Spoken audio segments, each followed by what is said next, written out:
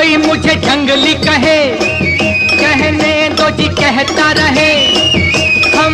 दोस्तों, जब आप ये लाइन सुनते हैं तो दिमाग में क्या आता है? कोई मुझे जंगली कहे, कहने दो जी कहता रहे हम। बर्फ के पहाड़ों से फिसलते हुए शम्मी कपूर, या उनकी वो दीवानगी, या उनका वो डांस। लेकिन जरा सोचिए, उस जोश, उस एनर्जी और उस पागलपन में जान किसकी थी? वो आवाज किसकी थी? वो आवाज थी सुरों के शहंशाह मोहम्मद रफ़ी की। बॉलीवुड में कई जोड़ियां बनी, एक्टर और सिंगर का साथ बहुत बार देखा गया, लेकिन जो रिश्ता मोहम्मद रफ़ी और शम्मी कपूर के बीच था वो कोई प्रोफेशनल कॉन्टेक्ट नहीं था। वो रिश्ता था दो जिस्म और एक जान का। आज की इस वीडियो में हम आपको उस सुनहरे दौर में ले चलेंगे जहां रफ़ी साहब और शम्मी कपूर के लिए सिर्फ गाते नहीं थे, बल्कि माइक के पीछे खड़े होकर एक्टिंग करते थे। और जानते हैं उस दौर के बारे में, जब रफ़ी साहब दुनिया छोड़ गए थे तो शम्मी कपूर ने क्यों कहा था कि आज मेरी आवाज मर गई। चलिए दोस्तों, तो वीडियो शुरू करते हैं। में जादू चलाना मेरी जान से। 1950 के दशक के मध्य से शम्मी कपूर इंडस्ट्रीज में अपनी पहचान बनाने के लिए संघर्ष कर रहे थे। मेरे है ये मेरे हाथ में तेरा हाथ, नए जज्बात मेरी जा बल्ले बल्ले। राज कपूर और देव आनंद सुपरस्टार बन चुके थे, लेकिन शम्मी कपूर की फिल्म लगातार फ्लॉप हो रही थी। उन्हें कोई अपनी अलग पहचान नहीं मिल पा रही थी। साल आया 1957, फिल्म थी तुम सा नहीं देखा।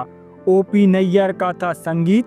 शम्मी कपूर ने अपना बदला, हेयर स्टाइल बदला, लेकिन सबसे बड़ा बदलाव जो हुआ वो थी उनकी आवाज। रफ़ी साहब ने इस फिल्म में शम्मी कपूर के लिए गाना यूं तो हमने लाख हंसी देखी हैं, और यहीं से जन्म हुआ उस रिबेल स्टार का जिसे दुनिया आज जानती है। रफ़ी साहब ने समझ लिया था कि शम्मी कपूर कोई साधारण हीरो नहीं है, वो एक ऐसा एक्टर है जो स्क्रीन पर रुकता नहीं है, थिरकता है। और रफ़ी साहब ने अपनी आवाज में वो लोच, वो मस्ती भर दी जो शम्मी की पर्सनालिटी पर सूट करती। अक्सर सिंगर्स रिकॉर्डिंग रूम में अपने हिसाब से गाते हैं और एक्टर उस पर बाद में लिप सिंक करते हैं, लेकिन रफ़ी और शम्मी की कहानी उल्टी थी। क्या आप जानते हैं, रफ़ी शम्मी कपूर से पूछते थे कि शम्मी तू इस लाइन पर क्या कहेगा, तू गर्दन कैसी हिलाएगा, तू कूदेगा या बैठेगा। शम्मी कपूर ने खुद एक इंटरव्यू में बताया था कि वो अपनी रिकॉर्डिंग के वक्त रफ़ी साहब के पास मौजूद रहते थे। रफ़ी साहब शम्मी की बॉडी लैंग्वेज ओवर करते थे। फिल्म तीसरी मंजिल का वो गाना याद है, आज गाया मैं हूँ प्यार में। मैं हूँ प्यार तेरा। उस गाने में रफ़ी साहब की सांसें, उनकी ऊंची पिच और वो हा ही करना, वो सब रफ़ी साहब ने शम्मी कपूर के डांस स्टेप को इमेजिन करके गाया था। तारीफ करूं क्या उसकी जिसने तुम्हें बनाया, करूं क्या उसकी जिसने तुम्हें बनाया। उस गाने में रफ़ी साहब ने जिस शब्द को तोड़ा मरोड़ा है, जैसे ये चांद सा रोशन चेहरे को बार बार दोहराया, ये सिर्फ गायकी नहीं थी, ये रिकॉर्डिंग एक्टिंग थी। रफ़ी साहब जानते थे कि शम्मी कपूर स्क्रीन पर किसी का दिल जीतने के लिए किस हद तक जा सकते हैं, और वही हद उनकी आवाज़ में दिखती थी। लेकिन दोस्तों, अगर आपको लगता है कि ये जोड़ी सिर्फ याहू और मस्ती के लिए थी तो आप गलत हैं।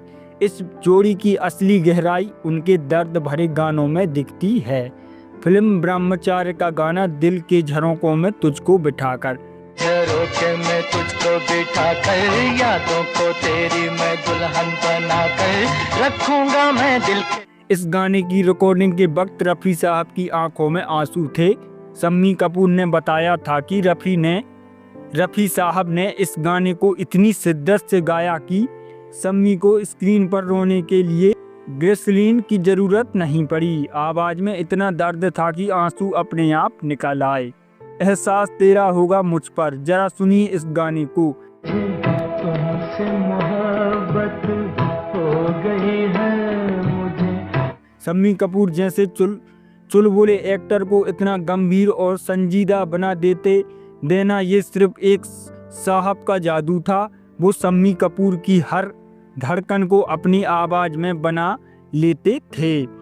पास आओ तो चैन आ जाए, जरा पास आओ। चाहे वो एन यगनिंग का पेरिस की रोमांस हो या पागल कहीं का पागलपन, सब कुछ ठीक चल रहा था। लेकिन फिर आई वो तारीख 31 जुलाई 1980। रमजान का पवित्र महीना था। खबर आई कि मोहम्मद रफ़ी अब हमारे बीच नहीं रहे। पूरा बॉलीवुड सन्न रह गया, लेकिन एक इंसान था जिसे लगा कि उसके शरीर का एक हिस्सा कट गया। वो थे शम्मी कपूर। जब शम्मी कपूर को ये खबर मिली तो उस वक्त बम्बई में नहीं थे। जैसे ही उन्हें पता चला वो भागे भागे रफ़ी साहब के जनाजे में शामिल होने आए। वहाँ मौजूद लोगों ने बताया कि शम्मी कपूर रफ़ी साहब के जनाजे के बीच खड़े होकर बच्चों की तरह रो रहे थे। उन्होंने आसपास की तरफ देखा और वो ऐतिहासिक लाइन कही जो आज भी इतिहास में दर्ज। आज मेरी आवाज़ चली गई। शम्मी कपूर जानते थे कि रफ़ी के बिना शम्मी नहीं रहेंगे। और सच में रफ़ी साहब के जाने के बाद शम्मी कपूर की फिल्मों में लीड रोल करना लगभग छोड़ दिया, मानो गाने का मकसद ही खत्म हो गया हो। दोस्तों, आज तकनीक बहुत आगे बढ़ गई है। AI आवाज़ें बना सकते हैं, कंप्यूटर संगीत बना सकता है, लेकिन क्या कोई तकनीक वो रूह, वो कनेक्शन पैदा कर सकती है जो रफ़ी और शम्मी के बीच था? शायद नहीं। रफ़ी और शम्मी कपूर ने हमें सिखाया कि जब दो कलाकार एक दूसरे के प्रति पूर्ण तरह समर्पित हो जाते हैं, जादू पैदा होता है। 190 से ज़्यादा गाने उन्होंने साथ में किए और हर गाना एक हीरा है। कोई मुझे जंगली कहे, कहने दो जी कहता रहे। इन दोनों का कौन सा गाना आपके दिल के सबसे करीब है? क्या वो तारीफ करूं क्या उसकी? करूं क्या उसकी जिसने तुम्हें बनाया? या फिर बदन पे सितारे लपेटे हुए? बदन पे सितारे लपेटे हुए। हमें कमेंट करके जरूर बताएं। अगर आपको रफ़ी साहब और शम्मी जी की ये दोस्ती पसंद आई तो इस वीडियो को लाइक करें और अपने उन दोस्तों के साथ शेयर करें जो पुराने गानों के दीवाने हैं। ऐसे ही अनसुने किस्से के लिए हमारा चैनल सब्सक्राइब करना ना भूलें। मिलते हैं अगली वीडियो में।